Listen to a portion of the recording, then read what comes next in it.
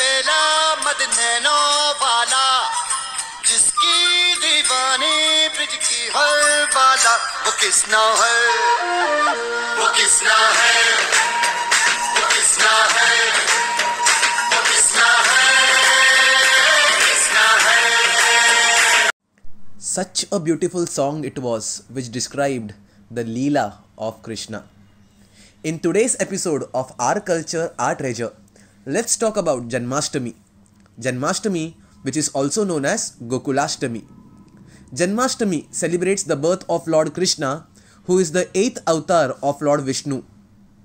Janma in Janmashtami stands for Janam, and Ashtami stands for the 8th day of the month. Every year, this festival falls on the 8th day, Ashtami of Krishna Paksha, that is the dark fortnight in Shravana or Bhadrapada as per the Hindu lunisolar calendar.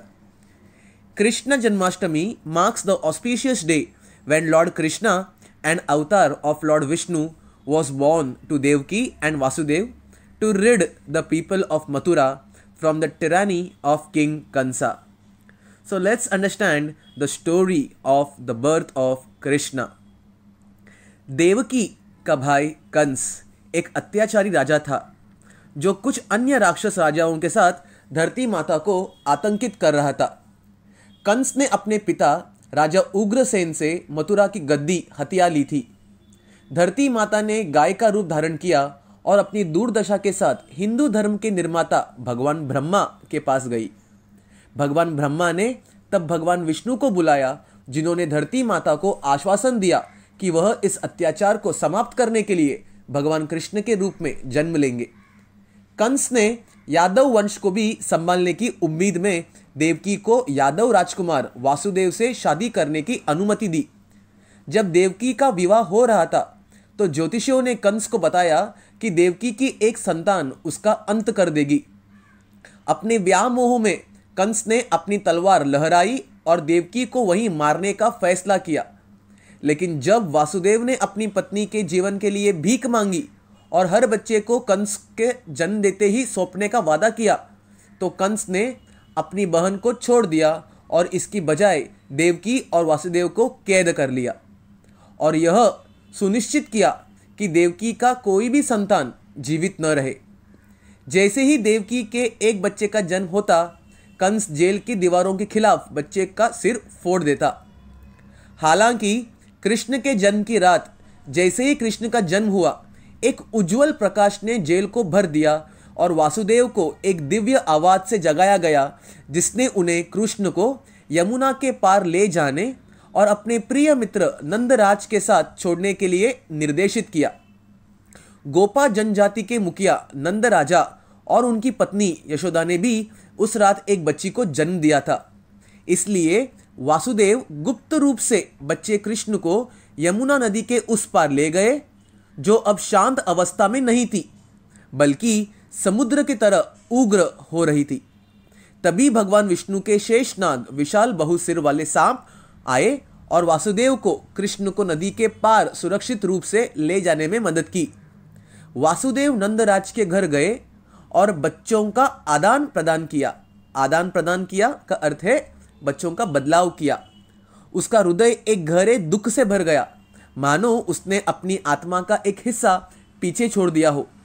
वह बदले हुए बच्चे के साथ वापस jail चला गया। बच्चे को देवकी के बगल में लेटाते ही वह बच्ची जोर से चिल्लाई। पहरेदारों ने कंस को सूचित किया कि देवकी के 8वें बच्चे का जन्म हुआ है। देवकी ने कंस से बच्चे को न मारने की भीख मांगी। उसने निवेदन किया कि भविष्यवाणी गलत रही होगी, क्योंकि उसका बेटा कंस का अंत करने के लिए था, लेकिन कोई फायदा नहीं हुआ।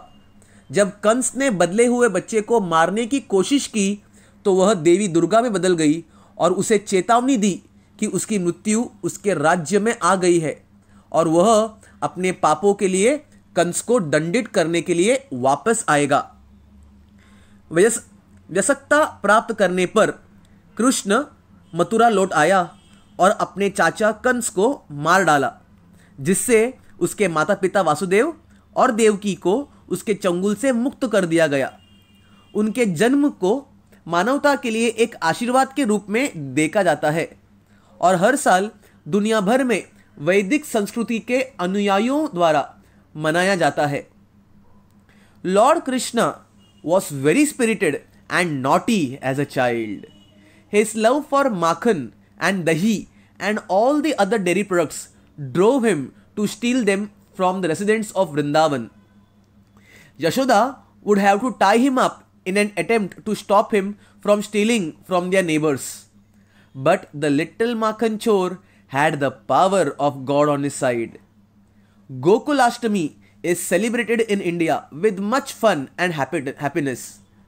Devotees sing Hathi Ghoda Pal Ki, Jai Kanhaiya Lal Ki, dance and throng the temples to worship Lord Krishna. People also arrange pujas at their home. They clean and decorate the house, put new clothes and ornaments on the idols of beloved Kanaji. Besides, people also observe ritualistic vrat and prepare Chappan Bhog for Lord Krishna. Chappan Bhog is a special prasad prepared for Lord Krishna that consists 56 sweet and savory food items. While most of the dishes vary as per the devotee's choice, one prasad that remains common on every Bhog Thali is the Makhan Mishri. In Maharashtra, Janmashtami is celebrated as Dahi Handi.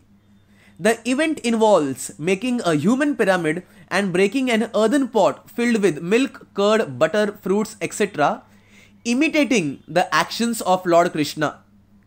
The terms Govinda is also the name of Krishna, or Govinda Patak are used to refer to the people who participate in forming human pyramid. Spectators यानी कि वो लोग जो इकट्ठा होते हैं यह पूरा प्रोग्राम एंजॉय करने के लिए गोविंदाओं पर पानी फेंकते हैं ताकि गोविंदा मटकी ना फोड़े। जब कोई नया दल या नया पतक आता है मटकी फोड़ने के लिए तो लोग ज़ोरों शोरों से चिल्लाते हैं, आला रे आला, गोविंदा आला। So this was all about Janmashtami. Happy Janmashtami once again to all of you. For more such interesting episodes, do subscribe to our channel Mahesh Tutorials Western Zone. Thank you so much.